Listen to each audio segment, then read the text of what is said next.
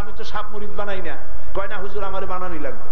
আচ্ছা বানাইলাম, তুমি কিন্তু দংশন করতে পারবে না। ঠিক আছে, দংশন করবো না।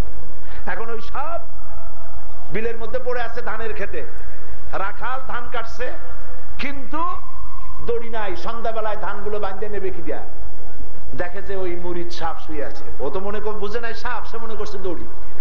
এই অন্ধকারের ভিতরে সাপ দিয়া ধান বাঁধছে, বানিয়ে বাড়ি নিয়ে সাপের ঘাট তো গেছে বেঁকিয়া, বাড়ি নিয়ে ভালাই দিছে, সাপের ঘাট গেছে মুশকিয়া।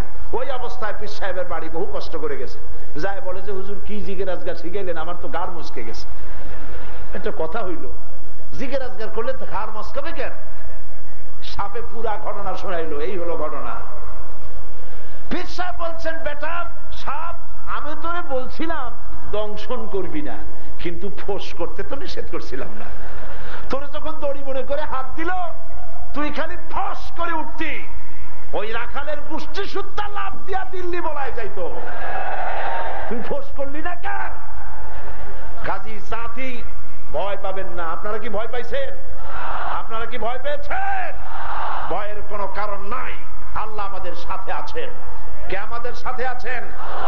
বাংলাদেশ ইসলামের জন্য। চিল্লায় বলেন, বাংলা কিসের জন্য? আরো জোরে বলেন, কিসের জন্য? যদি প্রয়োজন হয় সেই ইসলামের জন্য রক্ত দেবার, সিলেটের লোকেরা রক্ত দিবে। যদি প্রয়োজন হয় জেলে যাওয়ার, জেলে যাবে। যদি প্রয়োজন হয় শহীদ হওয়ার, শহীদ হবে। আল্লাহ রাব্বুল আলামিন তৌফিক দান করুন আল্লাহর দ্বীনকে জমিনে প্রতিষ্ঠা করার জন্য। সর্বক্ষেত্রে আল্লাহ যেন সেই তৌফিক আমাদের দান করেন, বলেন আমিন। শাহাদাতের মর্যাদা যেন আল্লাহ পাক আমাদের দান করেন। হয় গাজী না হয় শহীদ, দুটোর একটার জীবন আমাদেরকে গ্রহণ করতে হবে। কাফেরের গোলামির চাইতে মৃত্যুবরণ করা, শাহাদাতের মউত গ্রহণ করা হাজার গুণে শ্রেয়। বিড়ালের মতো 500 বছর বেঁচে থাকায় লাভ নাই, সিংহের মতো, খালিদ বিন ওলীদের মতো 1 ঘন্টা বেঁচে থাকুন, এটার মূল্য আছে। ঠিক কিনা? আর শাহাদাতের মউত, হাতের চিমটি কাটলে যতটুকু না কষ্ট হয়, শাহাদাতের মউত এর চাইতে বেশি কোনো কষ্ট নয়। আল্লাহর নবী নিজে দ্বীন প্রতিষ্ঠার জন্য রক্ত দিয়েছেন, শহীদ হয়েছেন। সাহাবায়ে কেরাম কত কষ্ট করেছেন। তারা যদি কষ্ট না করতেন, তারা যদি সাহস না করতেন, জীবন না দিতেন, ইসলাম এই পর্যন্ত আসতো না। আমি সেজন্য আজ সিলেটবাসীকে উদাত্ত আহ্বান জানাই, আল্লাহর দ্বীন কায়েমের জন্য আমাদের সামনে সময় আসতেছে রমজান মুবারক। এই রমজান মুবারক এমন একটি মাস, যেই মাসে আমরা আমাদের তাকওয়া তৈরি করতে পারি, ঈমান মজবুত করতে পারি, নিজেদেরকে আল্লাহর দ্বীনের জন্য তৈরি করতে পারি। জোরে বলেন আমিন। আল্লাহর জন্য, আল্লাহর দ্বীন কায়েমের জন্য এই রমজান মাস যেন আমরা ব্যবহার করতে পারি, বলেন আমিন।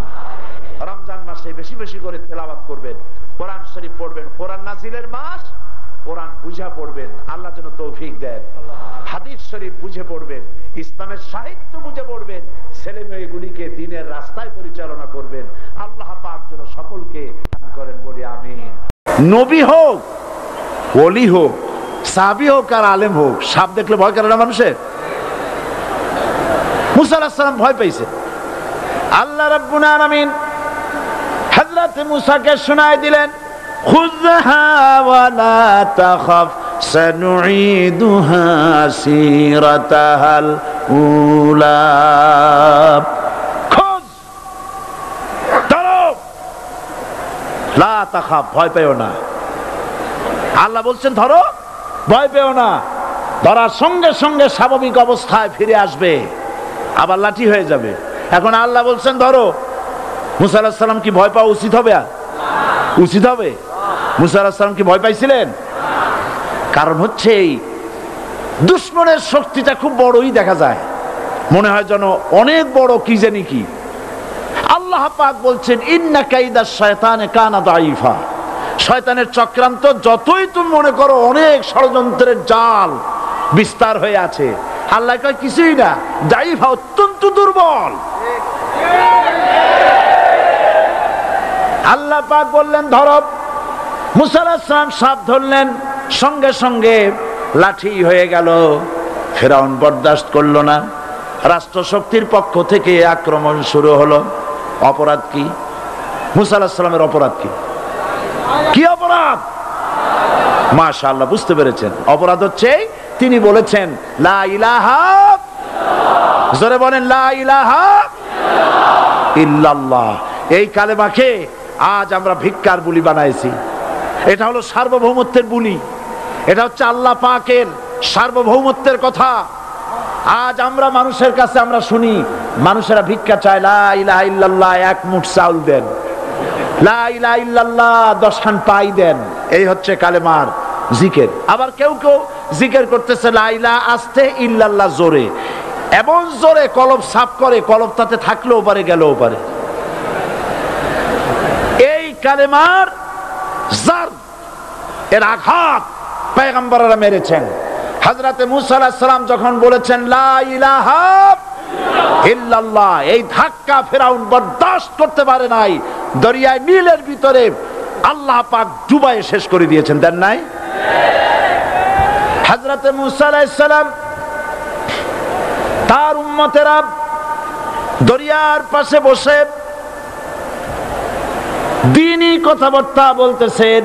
এমন সময় ফেরাউন, তার শত্রু হচ্ছে মুসা আলাইহিস সালাম। শত্রু কেন? মুসা কি ফেরাউনের পাকা ধানে মই দিয়েছে নাকি? বলেন আপনারা। তার হালের গরু পিটায় মারছে নাকি? অপরাধ হলো তিনি আল্লাহর জমিনে আল্লাহর আইন প্রতিষ্ঠার কথা বলেছেন। এই শুধুমাত্র এই অপরাধে ফেরাউন তার দলবল নিয়ে 3 দিক থেকে আক্রমণ করেছে। মুসা আলাইহিস সালামের উম্মতেরা ভয় পেয়ে গেছেন। তারা বলছেন ইন্না লামুদরাকুন, আমরা পাকড়াও হয়ে গেছি। 3 দিকে সাড়াশি আক্রমণ, 3 দিকে শত্রু, একদিকে দরিয়া, পালাবার রাস্তা আছে?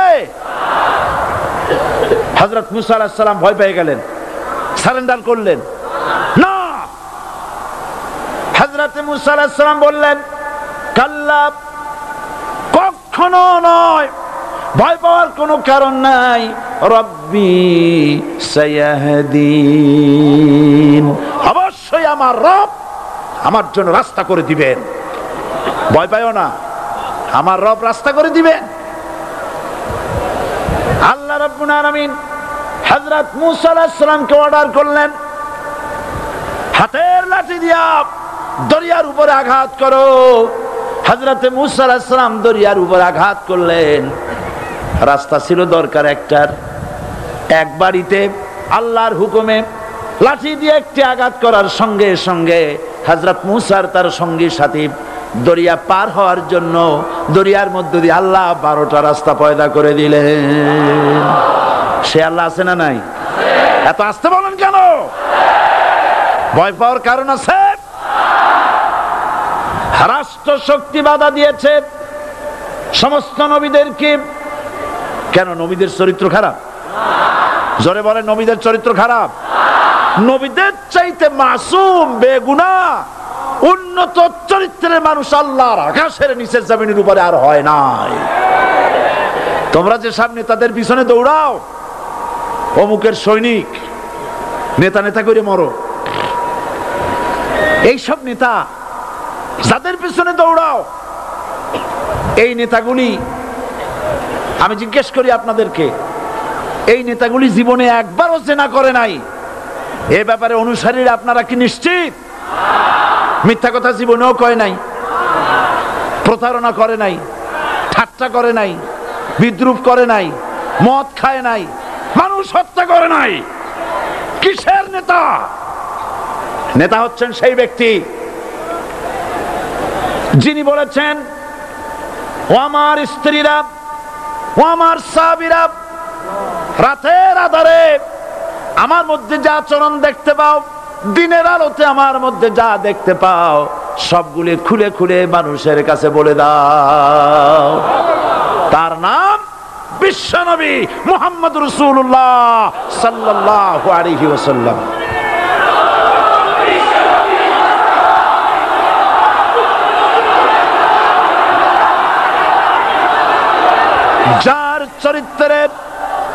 যার চরিত্রের সার্টিফিকেট আল্লাহ রাব্বুল আলামিন নিজে দিচ্ছেন, ওয়া ইন্নাকা লাআলা খুলুকিন আযীম। নবী হে, উন্নত চরিত্রের উপরে আপনি প্রতিষ্ঠিত। সুবহানাল্লাহ। কে সার্টিফিকেট দিচ্ছেন? আযীম, আযীম। আরবিতে চওড়াকে বলা হয় আরিদ, গভীরতাকে বলা হয় আমিক। কত প্রশস্ত, যা মাপার কোনো ফিতা নাই, কত গভীর, যা মাপার কোনো যন্ত্র নাই, এইটাকে আরবিতে বলা হয় আজিম। সুবহানাল্লাহ বলতে ইচ্ছে করে না? ও নবী, তোমার চরিত্র এমন যা মাপার মতো যন্ত্র পৃথিবীতে নাই। এই সার্টিফিকেট দিলেন কে? সমস্ত নবীরাই চরিত্রবান, নবীরা মাসুম, বেগুনাহ। সুবহানাল্লাহ বিহামদিহি। সেই নবীরা মার খান নাই? খেয়েছেন কিনা বলেন? কারা মেরেছে? রাষ্ট্রশক্তি। কারা মেরেছে? কারণ নবীরা বলেছেন লা ইলাহা ইল্লাল্লাহ। পড়েন সবাই, লা ইলাহা ইল্লাল্লাহ। আপনিও যদি নবীদের মতো, সাহাবীদের মতো বুঝা এই কলেমার দাওয়াত দেন, বাধা আসবেই। বোঝাবুঝির ব্যাপার, বুঝতেই সারলো। কত মাহফিল হয় বাংলাদেশে, হয় না? কোনো বাধা নাই, ঠিক কিনা? কত পূজা হয়, পার্বণ হয়, গান হয়, থিয়েটার হয়, গুনাগার বিবির গান হয়, কত কিছু হয়। কোনো বাধা আছে? তাফসীরের মাহফিলে বাধা। কারণ ওরা বুঝতে পেরেছে এ তাফসীরের মাহফিলে গাজীর গীত হয় না, এ তাফসীরের মাহফিলে আল্লাহর সার্বভৌমত্ব কায়েমের আন্দোলন চলে।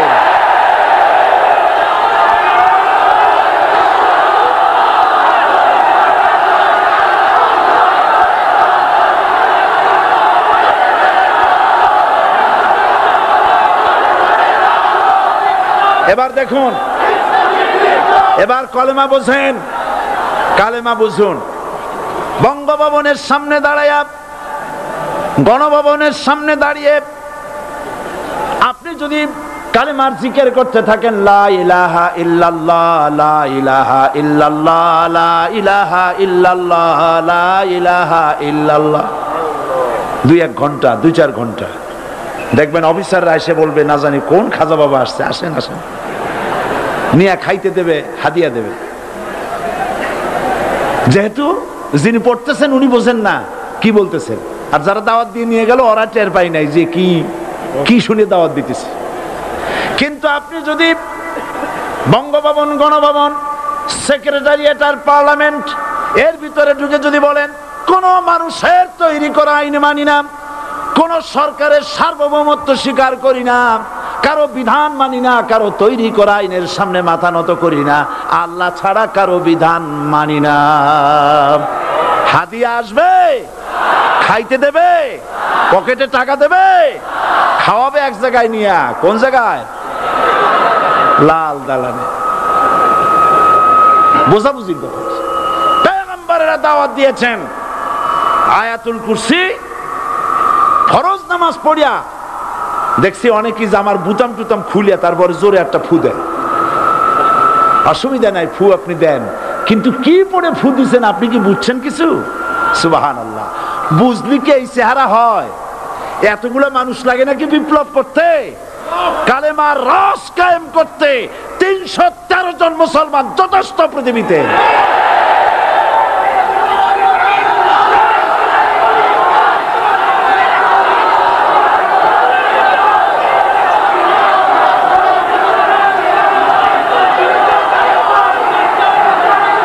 আল্লাহ পাক কোরআনে কারীমের মধ্যে আল্লাহ পাক বলেছেন, এমন একজন নবী পাঠাই নাই, ইয়া হাসরাতান আলাল ইবাদ, বান্দার উপরে আফসোস। আহারে, কে বলতেছেন? আমার আল্লাহ। বলেন আমার আল্লাহ। তিনি আফসোস করছেন, আফসোস। একজন পয়গম্বর এমন পাঠাইলাম না, একজন রাসূল পাঠাইলাম না যার সাথে এরা ঠাট্টা করে নাই, বিদ্রুপ করে নাই, পাগল বলে নাই, মারে নাই।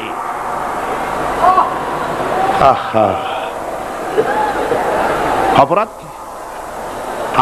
আল্লাহর সার্বভৌমত্ব প্রতিষ্ঠার অপরাধ।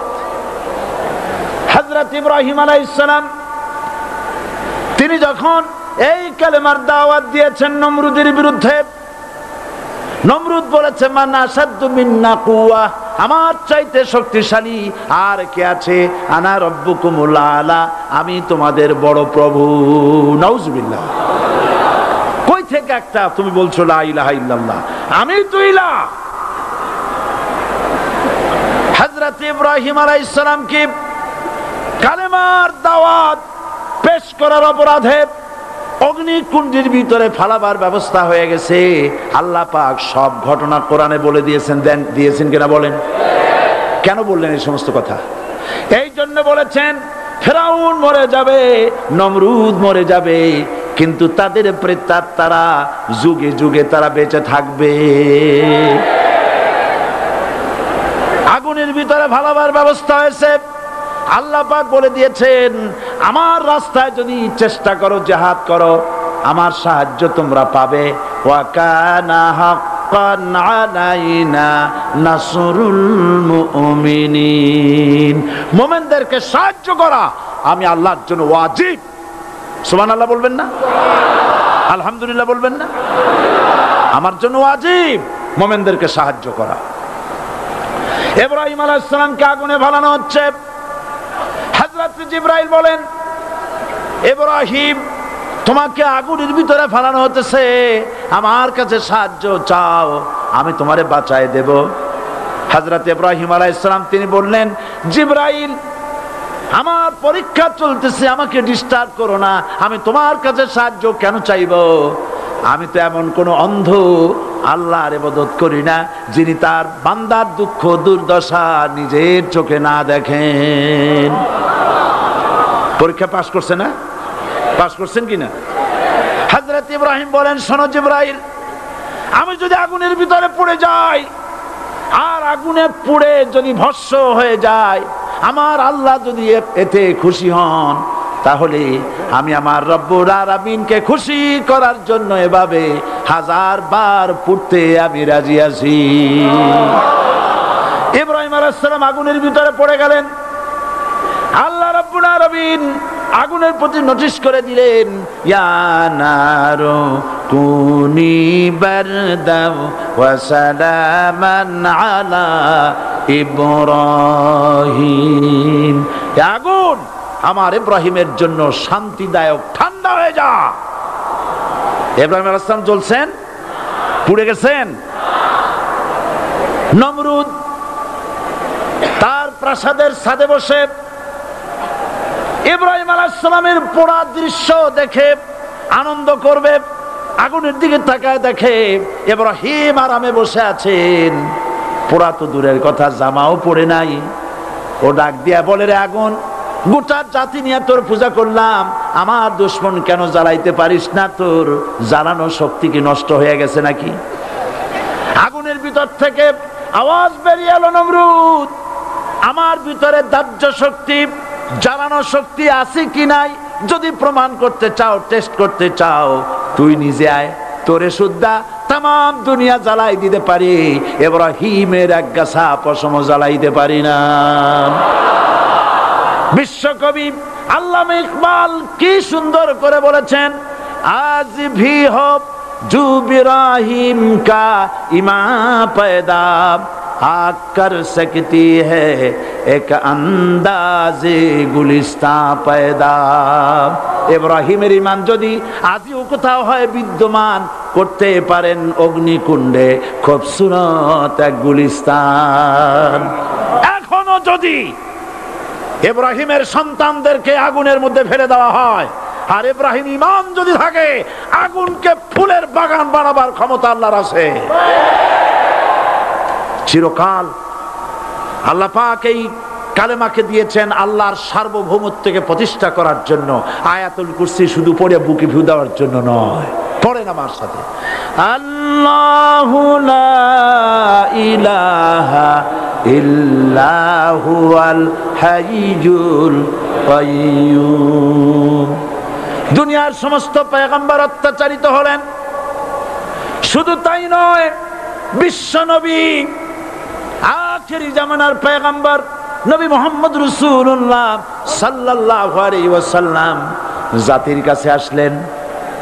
তিনি এসে বললেন, ইয়া আইয়ুহান নাস কুলু লা ইলাহা ইল্লাল্লাহ। প্রথম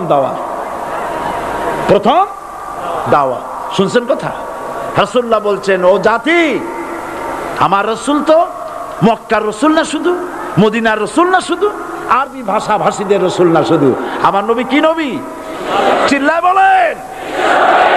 তাই তিনি বলেছেন, ও বিশ্বের মানবতা, বিশ্বের মানব গোষ্ঠী, যদি মুক্তি পেতে চাও, নাজাত পেতে চাও, উচ্চারণ করো, বিশ্বাস করো, আমল করো, বলো লা ইলাহা ইল্লাল্লাহ। জোরে পড়েন, লা ইলাহা ইল্লাল্লাহ, লা ইলাহা ইল্লাল্লাহু মুহাম্মাদুর রাসূলুল্লাহ। আবু জাহেল বুঝছিল কলেমার অর্থ? কথা বলেন না কেন? আবু জাহেল বুঝছিল? উতবা, সাইবা, মুগিরার গোষ্ঠীরা বুঝছিল? বুঝেছে।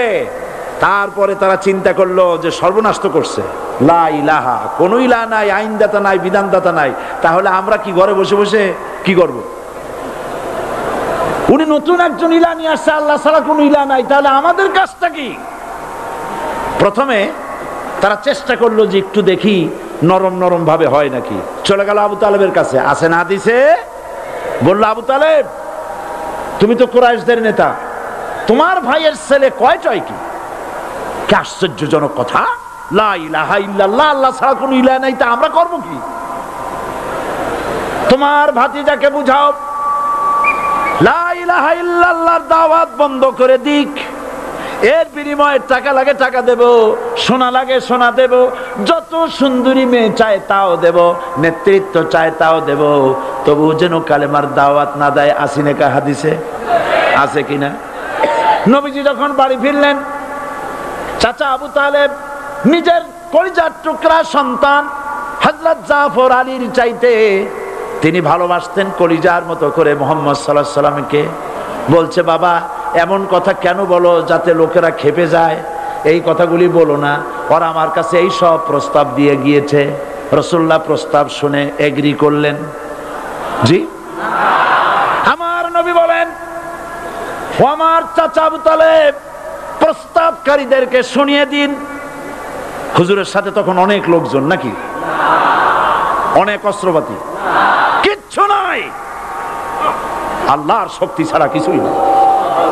আমার নবী বলেন, ও আমার চাচা আবু তালেব, প্রস্তাবকারীদেরকে শুনিয়ে দেন, যেটা দেওয়া সম্ভব সেটা তো দূরের কথা, যেটা দেওয়া সম্ভব নয় তাও যদি তারা দিতে পারে আমারে, যেমন আকাশের সূর্যটা ধরে এনে ওরা যদি আমার ডান হাতে তুলে দেয়, আকাশের পূর্ণিমার চাঁদটা ধরে যদি বাম হাতে আমার তুলে দেয়, এর বিনিময়ে এক মুহূর্তের জন্য তাওহীদের দাওয়াত আমি বন্ধ করে দেব না। সুবহানাল্লাহ।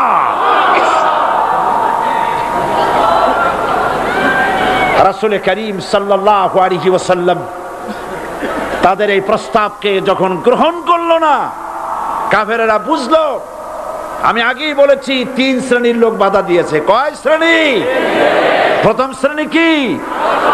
রাষ্ট্র শক্তি, তাদের হাতে অস্ত্রপাতি তো খুব শক্তি, আর যারা একবার ক্ষমতায় যায় ওরা মনে করে এই ক্ষমতা থেকে আমাদেরকে কেউ নামাইতে পারবে না। বিংশ শতকের শ্রেষ্ঠ মুজাদ্দিদ আল্লামা সৈয়দ আবুদুল্লাহ মওদুদী রাহমাতুল্লাহ আলাইহি তিনি এক জায়গায় লিখেছেন, স্বৈরাচারীরা তার পতনের সমস্ত ছিদ্র বন্ধ করে, কিন্তু একটা ছিদ্র বন্ধ করতে পারে না, মনের ভুলে সে ছিদ্রটা থেকেই যায়, যেই ছিদ্র দিয়ে আসলে তার পতনটা হবে। ক্ষমতায় গিয়ে মনে করে চিরকাল ক্ষমতায় থাকবো। ভারতের প্রধানমন্ত্রী পণ্ডিত জওয়াহরলাল নেহেরু রাঁচি পাগলা গারদে গিয়েছেন, মেন্টাল হসপিটাল। পাগলেরা নেহেরুকে দেখে আশ্চর্য হয়ে গেছে, এত সুন্দর মানুষ, মাথায় কেষ্টে টুপি, গায়ে শেরওয়ানি, মুসলমানি ড্রেসই আলাদা। যদিও তিনি হিন্দু ছিলেন, পরেছেন মুসলমানি ড্রেস। শেরওয়ানি কাদের পোশাক? কাদের পোশাক? হাতে ছড়ি নিয়ে হাঁটা, স্টাইল করে, সুন্দর পাজামা, সুন্দর টুপি, সুন্দর সাজসজ্জা করে, মুসলমানদের ড্রেস। এই ড্রেস পরে তিনি গিয়েছেন, সব সময় যে ড্রেস তিনি পরতেন। পাগলেরা জিজ্ঞেস করছে, তুমি কে গো? উনি বলছেন, আমারে চেনো নাই? আমি ভারতের প্রধানমন্ত্রী পণ্ডিত জওহরলাল নেহেরু। পাগলেরা বলছে, ও সেই কথা। আমরাও যখন এই হসপিটালে আসছিলাম, এই তোমার মতো লম্বা লম্বা কথা আমরাও বলছি। থাকো আমাদের সাথে কিছুদিন, তোমার মাথাও ঠান্ডা হয়ে যাবে। ক্ষমতায় যারা থাকে, ক্ষমতার মোহে চতুর্দিকে অন্ধকার দেখে, মনে করে আমার পতন আর হবে না। কিন্তু তোমাকে বুঝিবে যে গোকুলে বাড়ি শেষে। গাড়ির চাকা সব সময় উপরে থাকে না। গাড়ির চাকা সব সময় উপরে থাকলে গাড়ি তো চলবেই না। গাড়ির চাকা ঘোরে বলেই তো গাড়ি চলে। সুতরাং এই উপরে, তোমার চাকা উপরে এখন আছে বলে, তোমার দলের চাকা উপরে আছে বলে যারা মানুষের উপরে জুলুম করছো, আলেমদেরকে ধরতেছো, মুসল্লিদেরকে ধরে ধরে জেলে ঢুকাচ্ছ, সময় আসবে এমন ইন্দুরের গর্ত অপমানা পালাবার জন্য।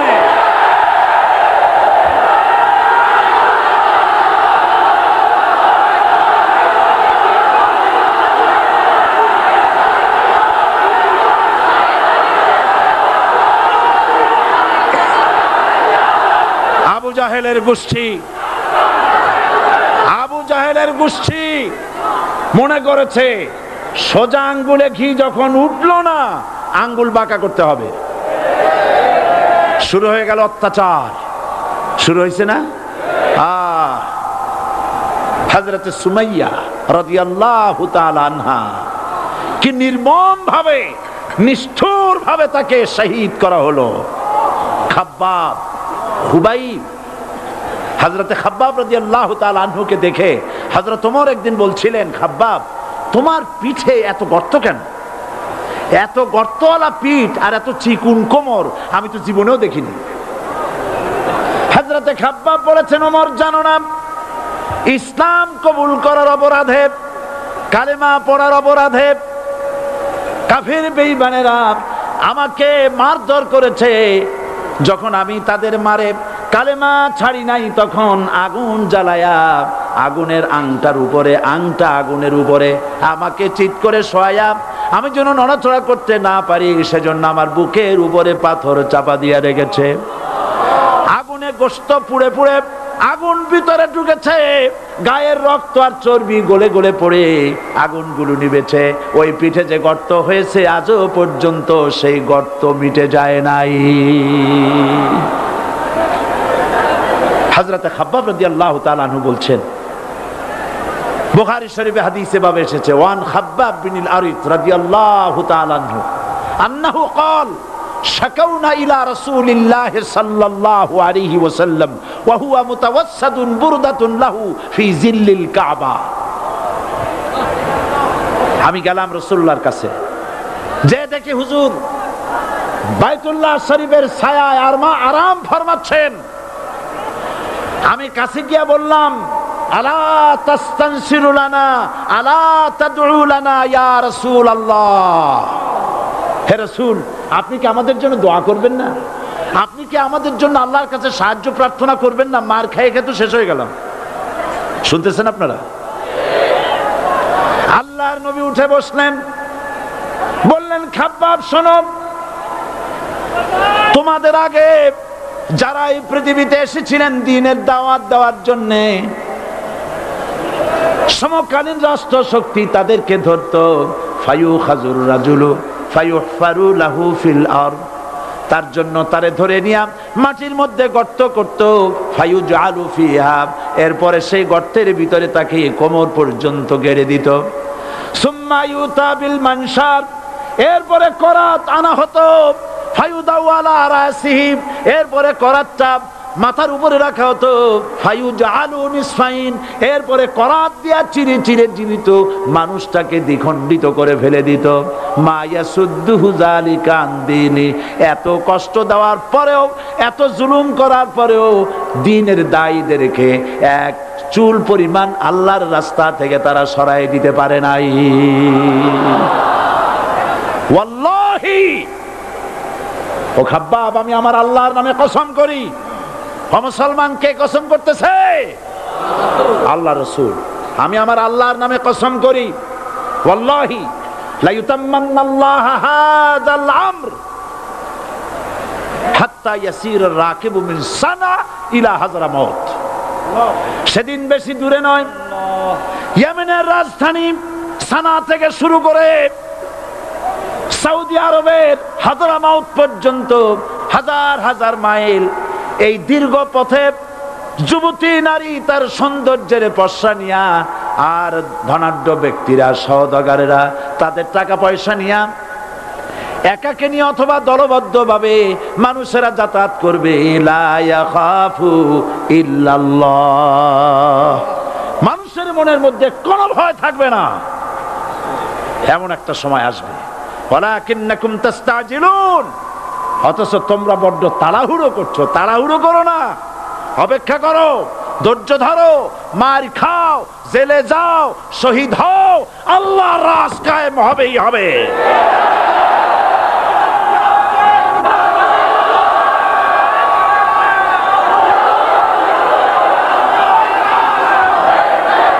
বিল্ডিং থেকে শিক্ষা গ্রহণ করুন। বিল্ডিং, ইমারত, দালান থেকে শিক্ষা গ্রহণ করুন। এই যেটা দালান আছে না পাশে, দেখতে পাচ্ছেন? এই দালান কি দিয়ে তৈরি করা হয়েছে বলেন? ইট। সমস্ত ইটেরা যদি ধর্মঘট করত, আমরা কেউ মাটির তলায় যাব না, কেউ আমরা আগুনে পুড়ে ঝামা হব না, পিক হব না, কেউ আমরা টুকরা টুকরা হব না, সবাই থাকবো উপরে উপরে, তাহলে কি দালান হইতো নাকি? এই বিল্ডিং নির্মাণ করতে গিয়া ইটের যে স্যাক্রিফাইস, হাজার হাজার ইটকে পিক হতে হয়েছে, পুড়ে যেতে হয়েছে, খোয়া হতে হয়েছে, ভেঙে টুকরা টুকরা হয়ে 50 ফিট মাটির নিচে যেতে হয়েছে।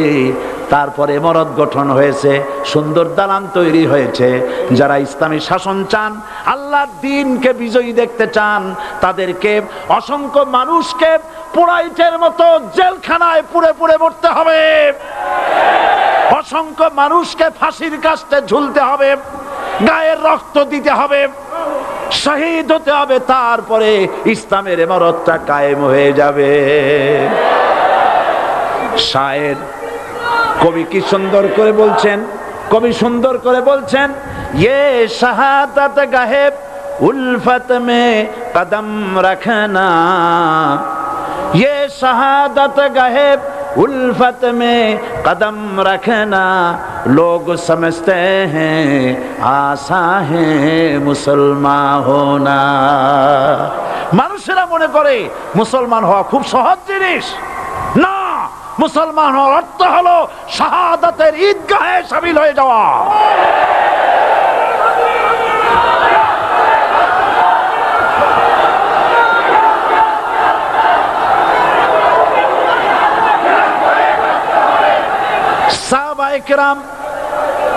সাহাবায়ে কেরাম মার খেলেন, এবার স্বয়ং আল্লাহর নবীর গায়ে হাত তুলল। আবু জাহেল এসে হুজুরকে মারলেন, গলায় চাদর দিয়া এমন জোরে টান মেরেছে, রাসূলুল্লাহ পড়ে গিয়েছেন। হাদিসে এসেছে হুজুরের চোখ মোবারক ঠিকরে পড়ে যেতেছে, চেহারা মোবারক লাল হয়ে গিয়েছে, জমিনের উপরে আছাড় মেরে ফেলেছে। রাসূলের এই অবস্থা দেখে হযরতে হামজা তখনও কাফের ছিলেন, শিকার থেকে এসে তিনি এই দৃশ্য দেখলেন, দাসীর মুখে শুনলেন, ছুটে চলে গেলেন আবু জাহেলের বাড়িতে। যায় বলে, আবু জাহেল রে, তুই মুহাম্মদ সাল্লাল্লাহু আলাইহি ওয়াসাল্লাম মেরেছিস, বল কেন মারলি?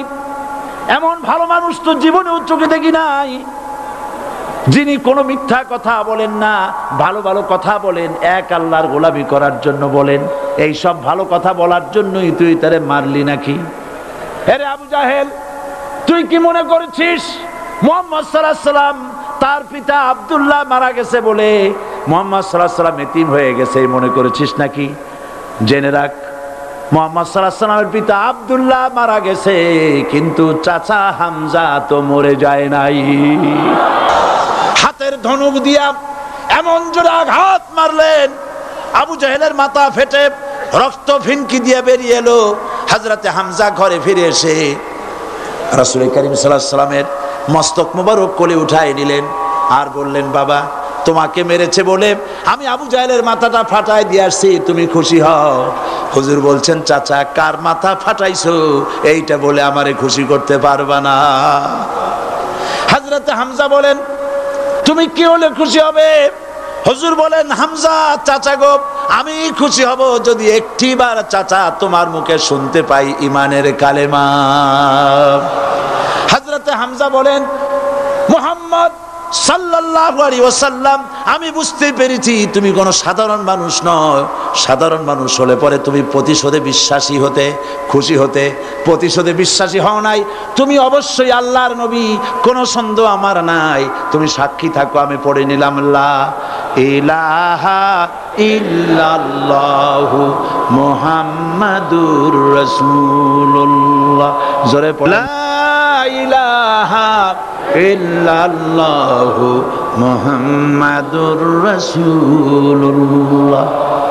ঘাবড়াবার কারণ নাই।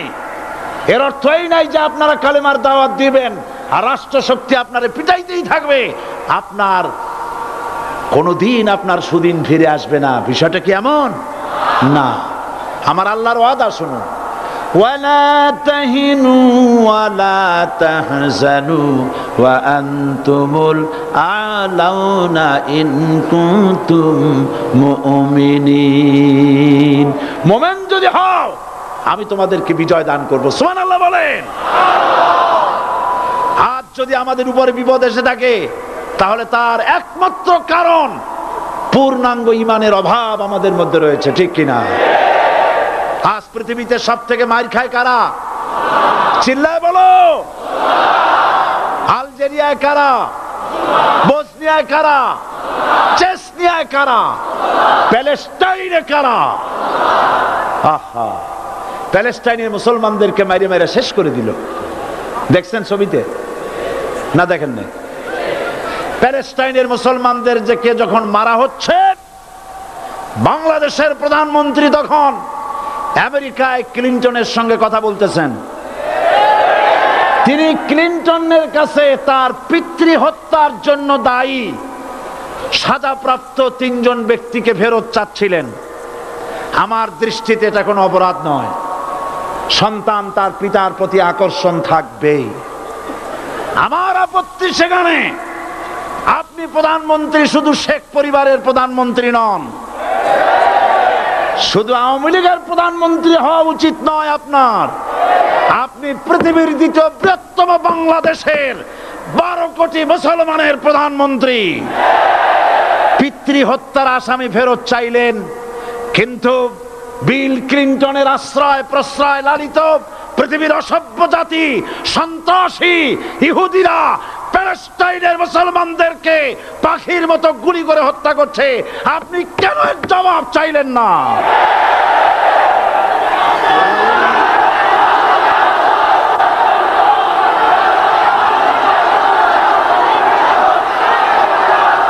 জবাব জবাব আপনি চাইতে পারবেন না, কারণ মুনাফিকদের সাহস হয় না, সাহস হয় মুমিন ব্যক্তির। বিল ক্লিনটনকে বলা দরকার ছিল, এই ইসরায়েলকে তোমরাই বসিয়েছো, মধ্যপ্রাচ্যের বিষ ফোড়ায় পরিণত করেছো তোমরা। তবে হ্যাঁ, যুরিবাত আলাইহিমুজ যিল্লাতু ওয়াল মাসকানা ওয়া বাউ বিগাদাবিন মিনাল্লাহ। আল্লাহর গজব আসবে, ইহুদিরা পৃথিবী থেকে নিশ্চিহ্ন হবেই হবে ইনশাআল্লাহ। দেখেছেন তাকায়া, প্যালেস্টাইনে ইসরায়েলিরা হেলিকপ্টার, গানশিপ, কামান, বোমা নিক্ষেপ করছে, আর প্যালেস্টাইনের শিশু কিশোর যুবকেরা ইহুদিদের নিক্ষিপ্ত বোমা আর কামানের মোকাবেলা করতেছে পাথর দিয়ে। আমি আমার অন্তরের অন্তঃস্থল থেকে ধন্যবাদ জানাই, মোবারকবাদ জানাই খালিদ বিন ওলীদের উত্তরসূরি, খাব্বাব খোবাইবের উত্তরসূরি প্যালেস্টাইনের ওই সব যুবকদেরকে যারা কাফের বেঈমান ইহুদিদের মোকাবেলা করতেছে ইট আর পাথর দিয়ে। আর আমি আমার অন্তরের অন্তঃস্থলের সমস্ত ঘৃণা দিয়ে আমি ধিক্কার জানাই পৃথিবীর মুসলিম শাসকদেরকে যারা মুসলমানদের মার দেখে চুপ করে যারা বসে আছে।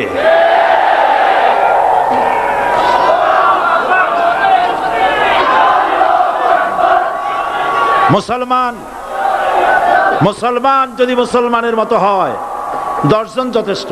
কয়জন যথেষ্ট? কোথায় আছে কথা? আল্লাহ পাক কোরআন শরীফের মধ্যে বলেছেন, একজন যদি হও ইমানদার মুত্তাকি 10 জনের উপরে বিজয়ী হবে। 10 জন যদি হও 100-র উপরে বিজয়ী হবে। 100 যদি হও 1000-এর উপরে বিজয়ী করব। জোরে বলেন সুবহানাল্লাহ। কবি বলতেছেন, ফিজায়ে বদরে পয়দা কুন ফেরেশতে তেরি নুসরত কো উতার সকতে গর্দুঁ সে কতর অন্দর কতর আবি। বদরের মুসলমানদের মতো ঈমান আনো, তাহলে আকাশ থেকে কাতারে কাতারে ফেরেশতা নাজিল করে দিয়ে আল্লাহ পাক তোমাদেরকে সাহায্য করবেন। সুবহানাল্লাহ। সে আল্লাহ আছে না নাই? জোরে বলেন আছে না নাই?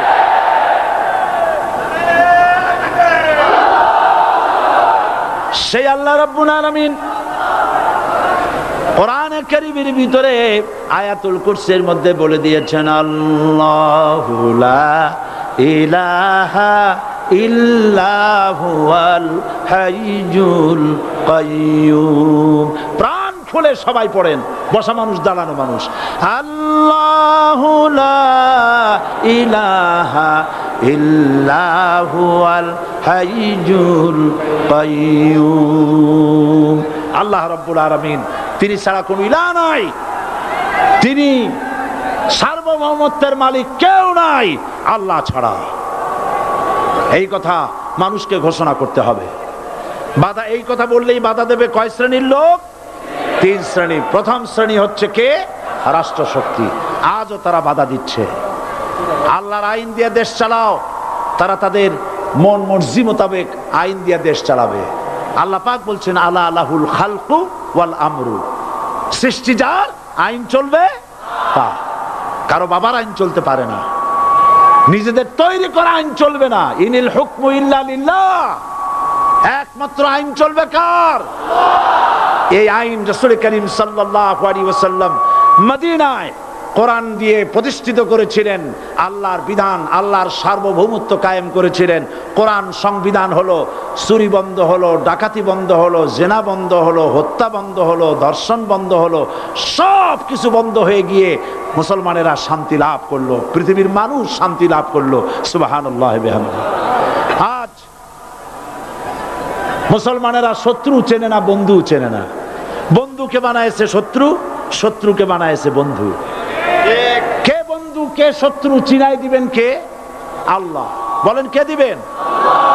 আল্লাহ রাব্বুল আলামিন কোরআনে কারীমের মধ্যে পরিষ্কার করে বলেছেন, লাতাজিদান্না শাদ্দান নাসি আদাওয়াতান লিল্লাযীনা আমানুল ইয়াহুদা ওয়াল্লাযীনা আশরাকু। আল্লাহ পাক বলছেন, হে রাসূল, মানুষের ভিতরে 2টা শ্রেণী মুমিনদের জন্য সবথেকে জঘন্য দুশমন। কয়টা শ্রেণী? 2টা। একটা হলো ইহুদ, আর একটা হলো মুশরিক। একটা হলো ইহুদি, আর একটা হলো মুশরিক। এটা হলো তোমাদের দুশমন। আর আজ আমাদের দেশে, পৃথিবীর বিভিন্ন দেশে মুসলমানেরা মুশরিকদের সঙ্গে সম্প্রীতি বাড়াচ্ছে, মুসলমানদের সাথে শত্রুতা বাড়াচ্ছে। আজ আমার দেশে পূজা পার্বণে বাধা নাই। পূজা পার্বণে বাধা আছে? পূজা পার্বণে বাধা নাই। বাধা কোথায়? কোরআন শরীফের তাফসীর মাহফিলে। কোরআনের তাফসীরের মাহফিলে বাধা দেওয়া হচ্ছে। গান বাজনায় 144 ধারা নাই, কিন্তু কোরআন শরীফের মাহফিলে 144 ধারা দেওয়া হচ্ছে। যারা দিচ্ছে তারা আবার ওমরাও করে, হজও করে। ওরা আমাদের বলে আমরা নাকি ধর্মের নামে রাজনীতি করি, বলে না আমরা নাকি ধর্মের নামে রাজনীতি করি। আমি বলি ধর্মের নামে আমরা রাজনীতি করি না, আমরা ধর্মীয় রাজনীতি করি। কথাটা বুঝে আসছে কিনা? ধর্মের নামে রাজনীতি তো সেই ব্যক্তি করে 1996 সনের নির্বাচনের আগে যিনি মাথায় পট্টি বেঁধেছিলেন, যিনি শপথ গ্রহণের সময় হাতে তসবিহ পড়েছিলেন, ধর্মের নামে রাজনীতি তিনি করেছেন। আজ অনেকগুলি ডিগ্রি পেয়েছেন তিনি, অনেকগুলি ডিগ্রি পেয়েছেন। কয়টা? মুখস্থ হয়ে গেছে আপনাদের। শকুনেরা, শকুন যদি গরুর গোশত কিনে খাওয়া লাগতো 80 টাকা কেজি দরে, শকুনে এত গোশত কিনে খাইতে পারতো না। লেখাপড়া করে যদি ডিগ্রি নেওয়া লাগতো এত ডিগ্রি কপালে জুটতো না, পয়সা দিয়া ম্যানেজ করা ডিগ্রি। কিন্তু 9টা নিলে কি হবে? আসল ডিগ্রিটা এখনো বাকি আছে। আসল ডিগ্রি কোনটা? নির্বাচনের আগে পট্টি বেঁধে তসবিহ নিয়ে গোটা জাতিকে যে সফলভাবে প্রতারণা করতে আপনি পেরেছিলেন মহা প্রতারক হিসেবে, সেই ডিগ্রি আগামী নির্বাচনের মোক্ষম সময় জনগণ আপনার গলায় পরায় দেবে।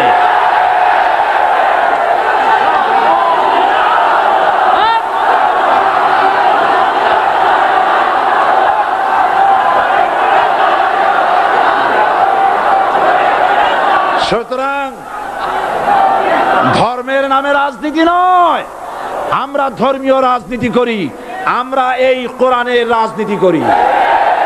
এই কোরআন নিয়ে বাঁচতে চাই, এই কোরআন নিয়ে মরতে চাই, এই কোরআন থেকে আমাদেরকে বিচ্ছিন্ন করতে চায় কাফের, বেঈমান, মুশরিকেরা।